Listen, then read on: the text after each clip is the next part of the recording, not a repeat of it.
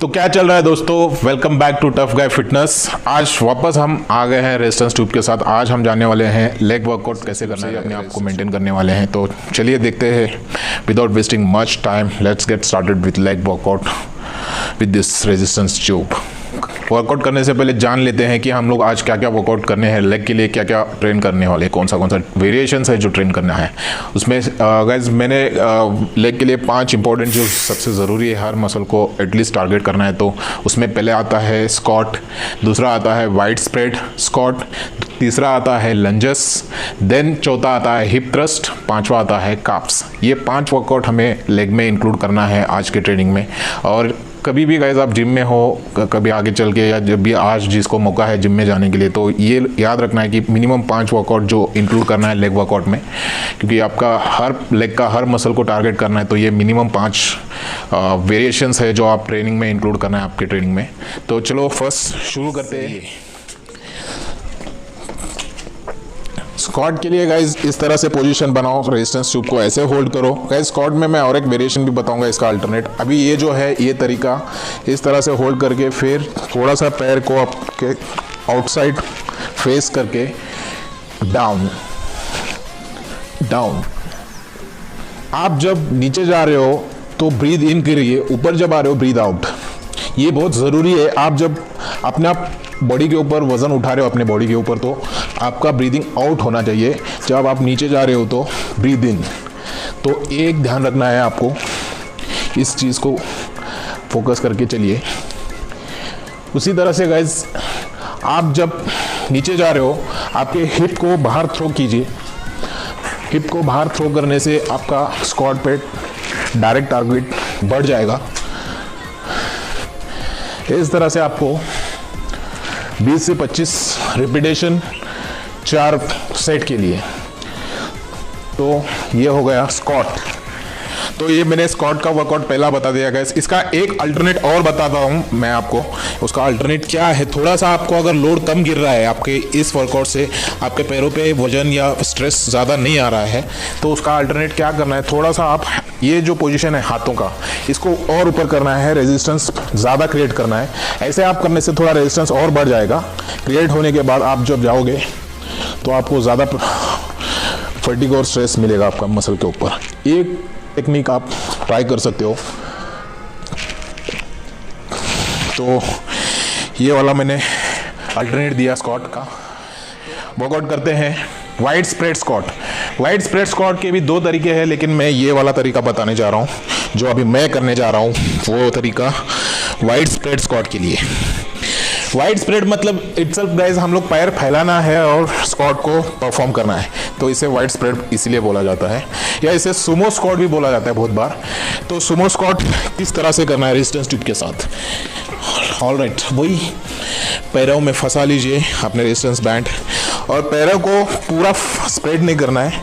आपका नी बाहर थ्रो नहीं होना है, उस हिसाब से आप लोकेट कीजिए, अपने पैरों को स्प्रेड कीजिए।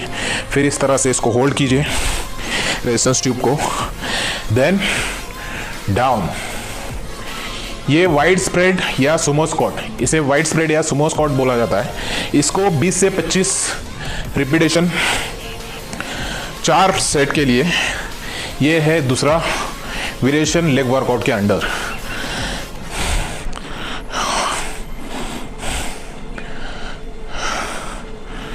और गाइज इसको आप इस तरह से भी परफॉर्म कर सकते हैं। ये एक तरीका हो गया। उसका अल्टरनेट मैं आपको बता दूं। ऑलराइट, इसमें अल्टरनेट इस तरह से भी आप कर सकते हो। स्ट्रेट बैक को आर्क रखना है, एकदम स्ट्रेट टाइट, और down up down up down. Guys again breathing, आप जब अप आ रहे हो तो ब्रीद आउट, डाउन जा रहे हैं ब्रीद इन।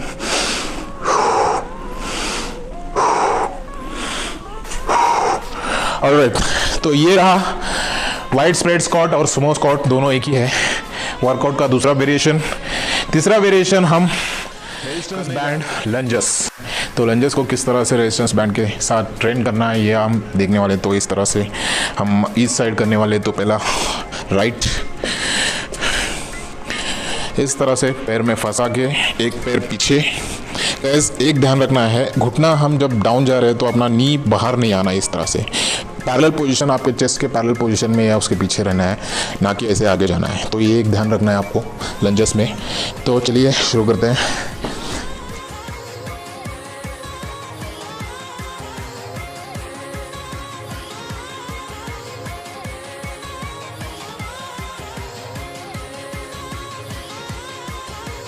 लेफ्ट से भी हम लोग परफॉर्म करना है, ट्रेन करना है लंजेस को। ये down up, down up, down up. तो ये लंजेस दोनों पैरों।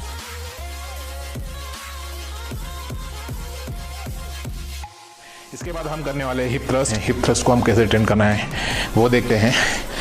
चलिए उसके लिए एक ऐसे आप बेंच या मेरे हिसाब से आप चेयर पे भी कर सकते हो, कोई कुर्सी वैसे आपके घर में है या बेंच है या कोई ऐसा सोफ़ा है, आप उसको इस तरह से आपके बैक का हाफ जो रहता है उसको ऐसे सपोर्ट देके रेजिस्टेंस ट्यूब को, ये गाइस जब आप इस तरह से हाइट लोगे, ये हिप थ्रस्ट, इसको आप 20 से 25। ये वर्कआउट गाइज आपके ग्लूट को टारगेट कर रहा है, ग्लूट और हैमस्ट्रिंग। आप गाइज विदाउट रेजिस्टेंस ट्यूब से भी आप ये परफॉर्म कर सकते हो। आप देखोगे इसमें कितना इफेक्ट आपके ग्लूट्स पे और हैमस्ट्रिंग पे मिलेगा। मैं गारंटी देता हूँ आपके ग्लूट्स और हिप्स जितना स्क्वीज होंगे उतना ही दूसरा दिन आप उठने से रहे नहीं। तो गाइज इसको अगर आप बिना रेजिस्टेंस ट्यूब के साथ करना है तो इस तरह से कर सकते हो आप। तो ये रहा हिप थ्रस्ट, अपना चौथा वेरिएशन लेग वर्कआउट में। लास्ट और आखिरी वेरिएशन है काफ्स। रेजिस्टेंस बैंड के साथ काफ्स किस तरह से ट्रेन करना है वो देखते हैं। तो चलिए शुरू करते हैं। कोई बड़ी बात नहीं है, रेजिस्टेंस ट्यूब अगर आपके पास है तो हर चीज़ आप वर्कआउट कर सकते हैं। तो ये रेजिस्टेंस ट्यूब के साथ काफ्स को कैसे परफॉर्म करना है, तो गाइस आप मेरे लोअर जो पैर है उसको ध्यान दीजिए, किस तरह से मैं रेस कर रहा हूँ। ये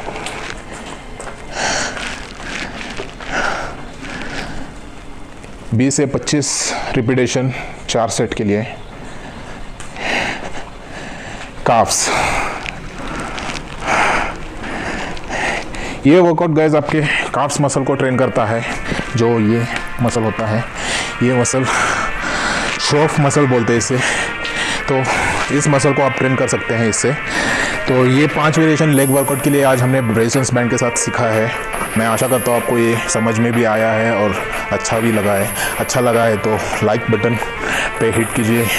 अगर कोई सजेशन है या अच्छा नहीं लगा है तो डिसलाइक कर सकते हो आप। सजेशन के लिए कमेंट बॉक्स में लिख सकते हो। शेयर कीजिए, अपना चैनल को सब्सक्राइब कीजिए। Till then take care.